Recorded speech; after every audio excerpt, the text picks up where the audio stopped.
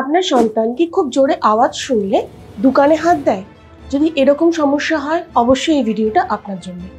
আমাদেরকে প্রথমেই জানতে হবে বাচ্চারা এরকম কেন করে।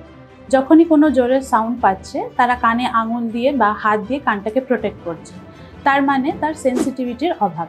সেক্ষেত্রে ওই জোরে সাউন্ডটা তার কানে সে নিতে পারছে না বা তার শ্রবণেন্দ্রিয় তাকে বাধা প্রকাশ করছে। এরকম সমস্যায় আপনি যদি পড়েন তাহলে কি করবেন? যখনই দেখবেন বাচ্চা কোনো আওয়াজ শুনে দোকানে হাত দিচ্ছে, তখন বাচ্চার মনটাকে একটু ডাইভার্ট করুন, মানে মনটাকে অন্যদিকে আকর্ষণ করুন। দ্বিতীয়ত, আপনি বাচ্চাকে হালকা সাউন্ড চালিয়ে দিতে পারেন যাতে বাইরের আওয়াজটা ওর কানে না আসে। তৃতীয়ত, বাচ্চাকে ওই সাউন্ডের জায়গা থেকে একটু অন্য জায়গায় নিয়ে যান যাতে ওই সাউন্ডটা ও না শোনে। এইরকম যদি আরও কিছু আপনার জানতে হয় বা এই বিষয়ে বিশদভাবে জানতে হয় তাহলে অবশ্যই আপনি আমাদের সাথে যোগাযোগ করুন।